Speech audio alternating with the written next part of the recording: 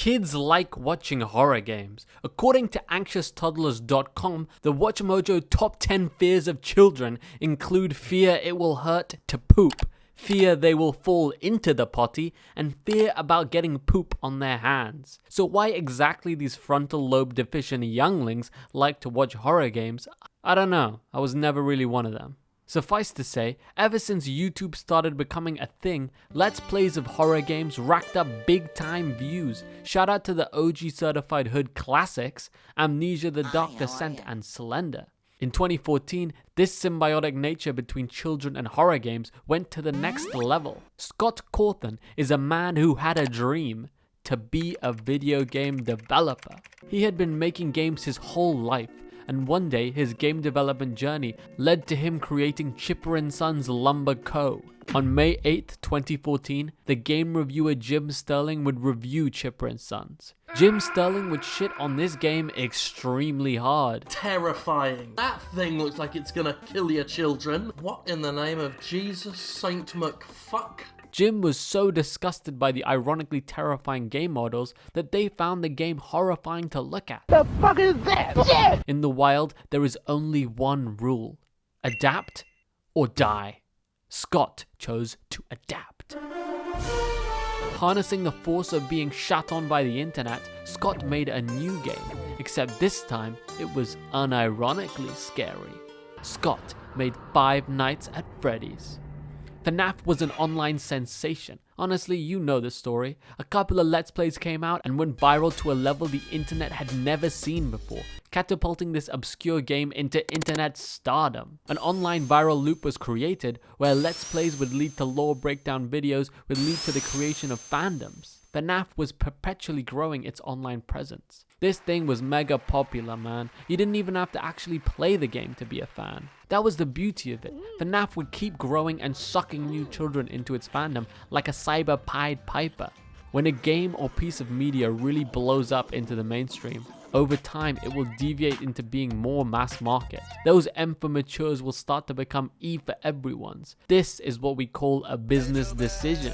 Five Nights at Freddy's 1 is a genuinely creative game that can be pretty spooky. I don't think it was actually made for children. The series continued to pump out entries of consistent quality, but most recently the bull kinda dropped a little bit. What the dog doing? Part of FNaF's Omega threat level multimedia evolution is its merch. And you see, this is where things get really interesting. Very meta, if you will.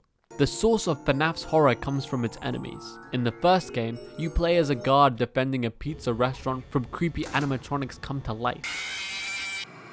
Like so many horror franchises, FNaF takes something nostalgic from people's childhoods, aka cutesy animatronics, and spookifies them. Famously, clowns and dolls have undergone this treatment. But in the case of FNaF, over time, as the franchise geared itself more and more towards kids, these spookified animatronic characters began being merchandised as just cute characters again. They reversed the characters back into being kid-friendly. Hello Neighbor is a game that analyzed FNaF's success and sought to replicate that horror games for children formula.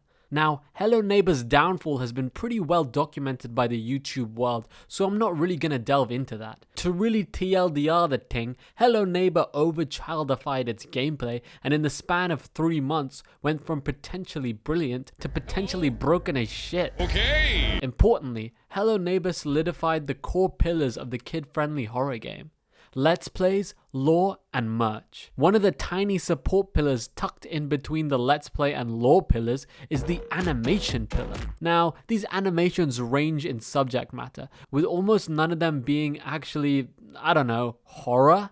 One of the subgenres of these animations is the music video, and one of the most prominent music video animation channels is Enchanted Mob. They first blew up thanks to their smash Minecraft animation hit, Survive the Night. Enchanted Mob then expanded into FNaF X Minecraft crossover animations. How postmodern. Enchanted Mob worked the FNaF animation beat for years, racking up views and subscribers. These guys knew how the kid-friendly horror game scene worked. They knew their way around the business. They even started a few sister channels, one of them being Zamination, and hey, wait a minute. That looks... wait a minute! That looks pretty damn familiar! That looks pretty damn similar! Yeah, so Enchanted Mob repost their videos under examination with a different thumbnail. How postmodern? Why am I telling you about a random FNaF animation channel? A lot of people on YouTube sacrifice artistic integrity for the bag. What makes them any different? Well, what if I told you that after years of being involved with the FNaF online scene, Enchanted Mob decided to make their own kid-friendly horror game?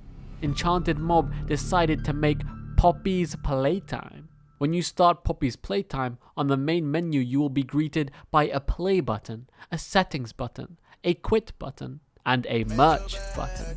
That's already kinda sus. I played the actual game and honestly it's aight. It's fairly decent, but it is only 30 minutes. The game is solid if unremarkable. No, it's only when you look into events surrounding the game that you witness the logical conclusion to the horror games for children paradox. It's only then that you witness Enchanted Mob's lust for the bag. You see, Enchanted Mob released an NFT set with each NFT costing $15 dingoes. There were 6 NFTs and only if the user bought all 6 would they then be able to complete a puzzle to unlock a 7th NFT, which included some lore surrounding the video game. Enchanted Mob tried to weaponize lore against the consumer, and people got outraged, not just because of the NFTs, but because they couldn't get the damn lore. Ladies and gentlemen, at the end of the day, there is nothing more terrifying than some good old late-stage capitalism.